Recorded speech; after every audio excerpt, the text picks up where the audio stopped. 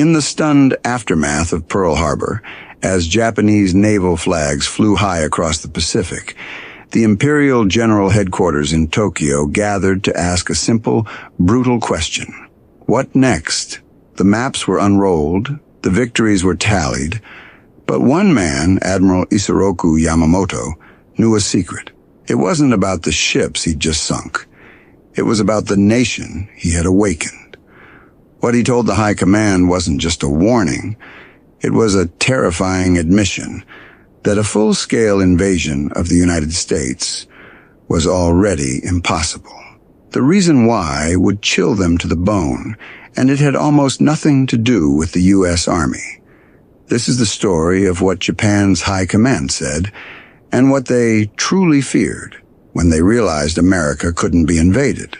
In the final days of 1941, the mood in Tokyo was electric. The Empire of Japan stood at the pinnacle of its power. The attack on Pearl Harbor had been, from their perspective, a staggering success, crippling the American Pacific Fleet in a single, decisive blow. General Hideki Tojo, the Prime Minister, and the military hardliners saw a path to victory that seemed all but certain. Their armies were sweeping across Southeast Asia, Hong Kong, Malaya, the Philippines. They were falling like dominoes.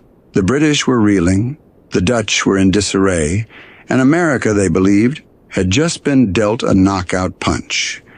This was the era of the victory disease, a wave of national hubris that swept through the Japanese command. They had come to believe their own propaganda. They believed the Japanese Bushido spirit, the will of the warrior, was spiritually superior to the soft, decadent, materialistic culture of the West. They viewed Americans as merchants and farmers, not fighters, a nation divided, unwilling to pay the price in blood, a people who would surely sue for peace once their fleet was at the bottom of the sea. Their plan, the Kessen Doctrine, was built on this very assumption. It called for a single, decisive fleet action, a winner-take-all battle that would so devastate the American Navy that Washington would have no choice but to negotiate a truce, leaving Japan as the undisputed master of Asia and the Pacific. But inside the heavily guarded walls of the Imperial General Headquarters, one man did not share in the celebration. He knew the truth. Admiral Isoroku Yamamoto, the commander-in-chief of the combined fleet, was the very architect of the Pearl Harbor attack. Yet he was perhaps the most American-educated man in the entire Japanese government. He was a paradox, a patriot who deeply mistrusted the Army's aggressive plans, and a brilliant naval strategist who now feared he had sealed his nation's doom. You see, Yamamoto had not just visited America. He had lived there. He studied at Harvard University from 1919 to 1921. He later served as a naval attaché in Washington, D.C. He hadn't just seen the monuments and the politicians. He had traveled the country. He had driven from the East Coast to the West. He had seen the small towns, the vast farmlands, and the roaring factories of the industrial heartland. He spoke the language, he read the papers, and he understood the American psyche in a way that Tojo and the Army generals simply could not. While the others celebrated, Yamamoto was writing in his diary. He famously wrote to a colleague, "I fear all we have done is to awaken a sleeping giant and fill him with a terrible resolve." The High Command, however, was already looking past the Kessen Doctrine. They were looking at the maps and asking the logical next question. What if we don't just defeat America? What if we invade them?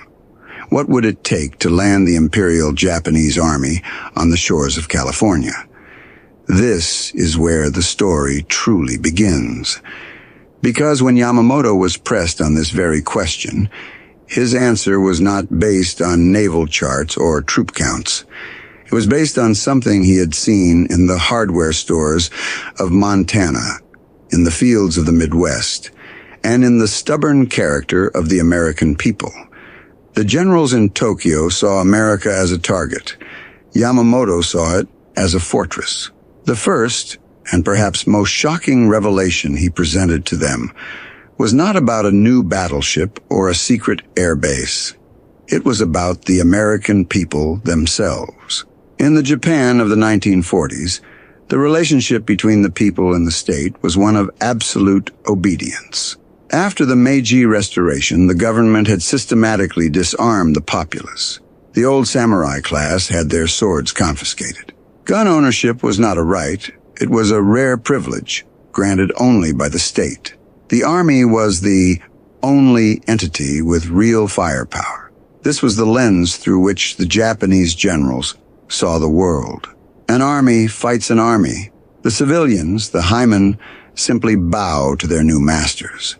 Yamamoto had to shatter this illusion. He explained to a room of bewildered commanders what he had witnessed in America. He told them that in the United States, weapons were not just for soldiers. He had seen hardware stores in tiny rural towns that sold rifles and shotguns stacked next to hammers and nails. He had seen sporting goods stores where any man could walk in and purchase a firearm with ammunition. He described a culture where fathers taught their sons to hunt, where marksmanship was a point of pride, a tradition passed down from a frontier heritage that was, at the time, only a generation or two removed. He wasn't just talking about a few thousand hobbyists. The intelligence estimates, while difficult to confirm precisely, were staggering. In a nation of 130 million people, there were believed to be around 50 million firearms already in civilian hands. This was a concept the High Command could barely process. So what? One general might have argued. They are not trained soldiers. They are civilians. Yamamoto's reply, as history remembers it, was chilling. He is famously quoted as having said, "You cannot invade the mainland United States. There would be a rifle behind every blade of grass." Think about what that simple sentence implied. It wasn't a military calculation. It was a sociological one. He was painting a picture of an invasion that would be unlike any in human history. It wouldn't be an army fighting an army for control of a capital city. It would be an army fighting an entire populace. Every farmhouse would become a sniper's nest. Every town, a stronghold. Every highway, a potential ambush. The Japanese soldier, trained for decisive battles on open fields or in jungle warfare, would be thrust into a 3,000-mile-long meat grinder. They would not be fighting a disciplined army that would surrender when its officers were captured. They would be fighting millions of individuals, farmers, factory workers, mechanics, and merchants, who believed with religious-like fervor that they had a God-given right to defend their own property and their own lives. This was a nightmare. In Japanese military doctrine, you broke the enemy's will to fight. But how could you break the will of 100 million people fighting on their own land for their own homes? There was no surrender point. We often hear these stories, and they resonate with the sense of national pride. A pride in that greatest generation and the spirit that defined them. If you believe this kind of history, this deeper look into why the world is the way it is more important than ever to remember. We'd be honored if you'd take a moment to subscribe. It's a simple click, but it sends a powerful message that you want more stories just like this one, stories that matter. But Yamamoto's warning didn't end there. The rifle behind every blade of grass was only the first layer of an impossible problem. Let's say, for the sake of argument, the Japanese Imperial Army was willing to pay that price in blood. Let's say they were prepared to lose millions of men fighting a guerrilla war against the entire American population. Now they faced a problem that no amount of fighting spirit could solve. Mathematics. Yamamoto unrolled the maps. The generals in Tokyo were used to island hopping, to fighting in China, a vast land but one with ancient, defined territories. They looked at the map of the United States, and the reality of the geography began to sink in. Japan, as a nation, is a collection of islands roughly the size of California. America was a continent. From the landing beaches in California to the centers of government and industry in the east, an invading army would have to cross nearly 3,000 miles. This wasn't just flat land. First, they would have to fight their way over the Sierra Nevada mountains, a massive granite wall. Then, after crossing the deserts of Nevada and Utah, they would face the Rocky Mountains, one of the most formidable mountain ranges on the planet. Even if they made it past those natural fortresses, they would then emerge onto the Great Plains, a vast, open expanse stretching for 1,000 miles. This was a logistical death trap. An army moves on its stomach, and it fights with its supplies. Every single bullet, every single bag of rice, every gallon of gasoline for their tanks and trucks would have to come from Japan. This was the second great impossibility, the tyranny of distance. The Japanese supply line would stretch 5,000 miles across the Pacific Ocean. This was, by itself, an insane proposal. The United States Navy, shattered at Pearl Harbor, was already rebuilding with a vengeance. American submarines would hunt these supply convoys relentlessly. The journey would take weeks, and every ship that made it through would be a miracle. Meanwhile, what about the Americans?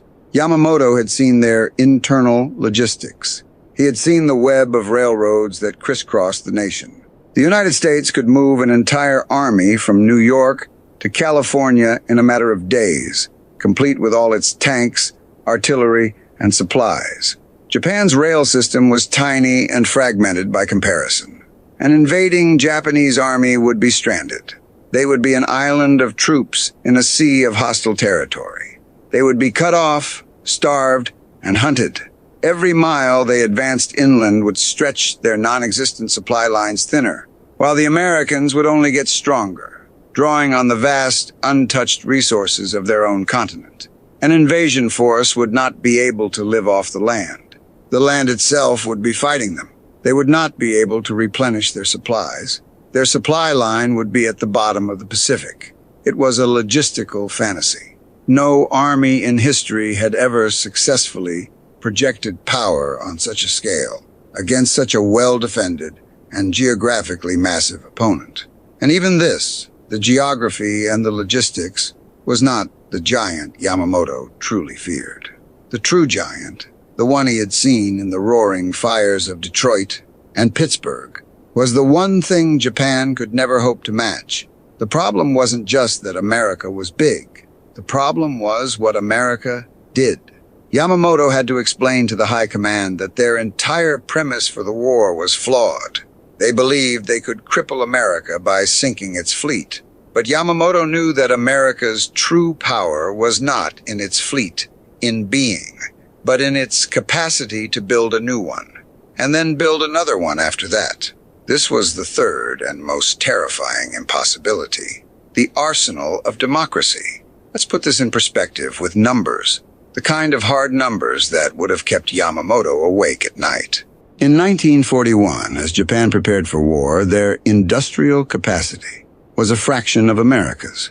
Take steel, the very backbone of any modern war machine.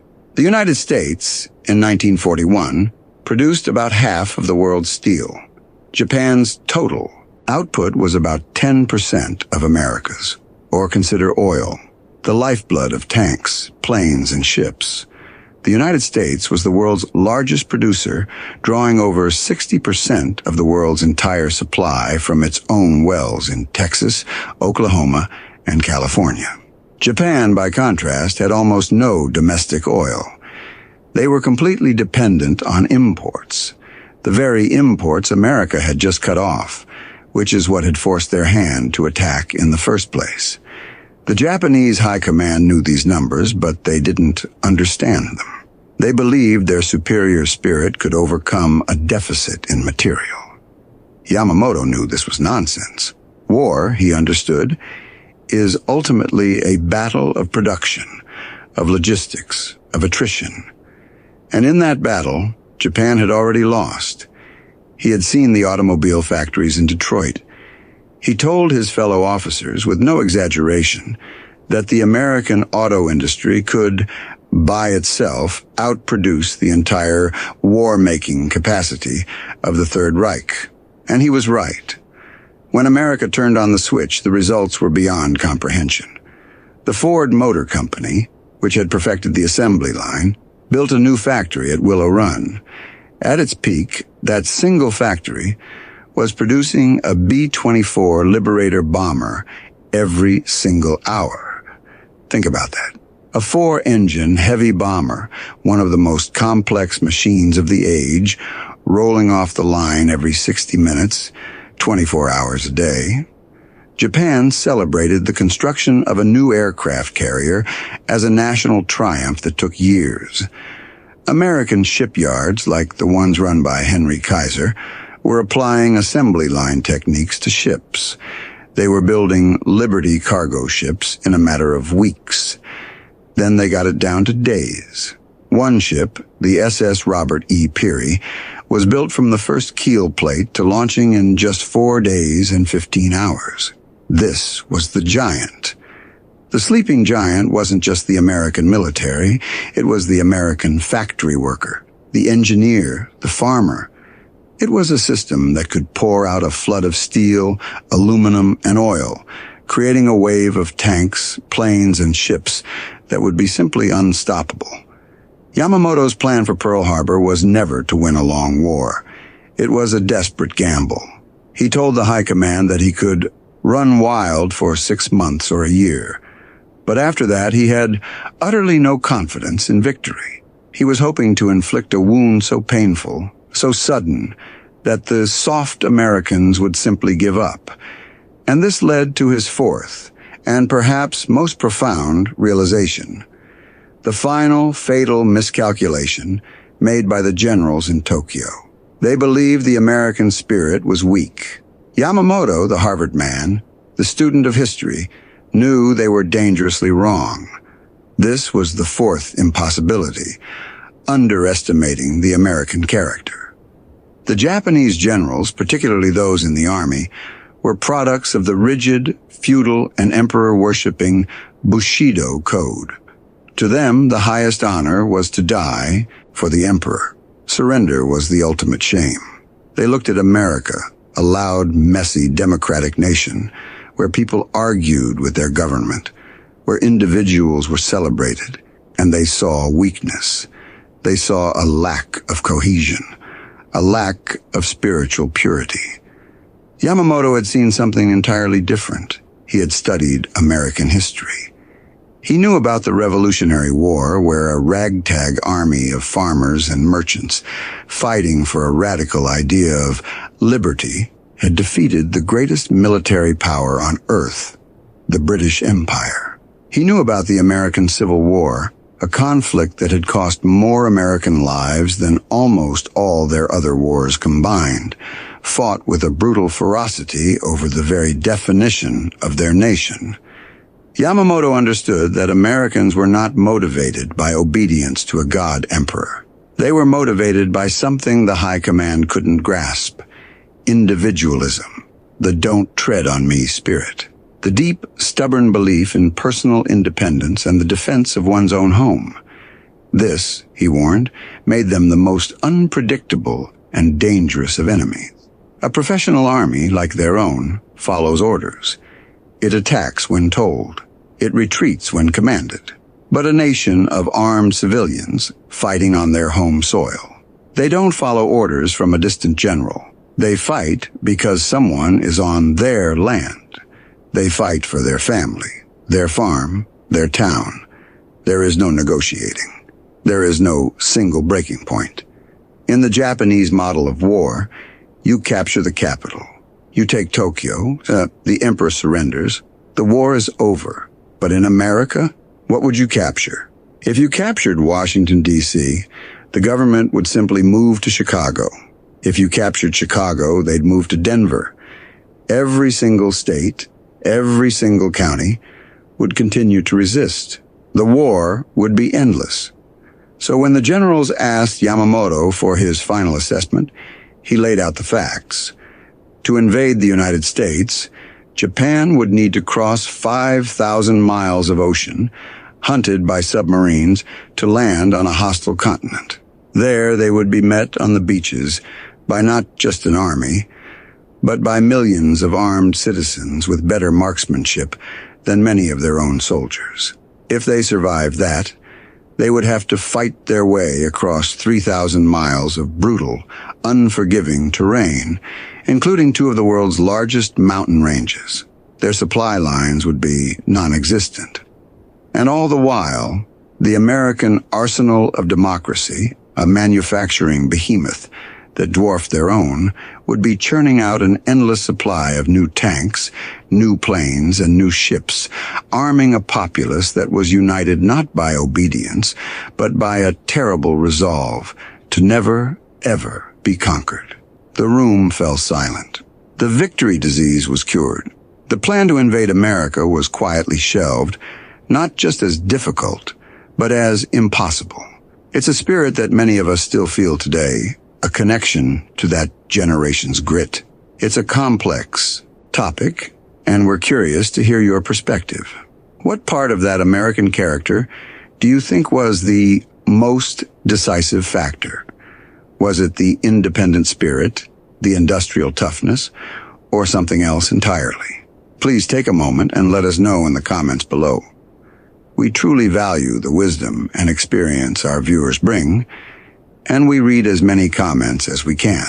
Now, this entire story, this grand strategic dilemma, has a fascinating and dark mirror image, because the Japanese High Command had correctly identified all the reasons why invading America was impossible. But they failed to apply that same logic to themselves. While they knew they could never conquer America, they held an ironclad belief that America could never conquer them.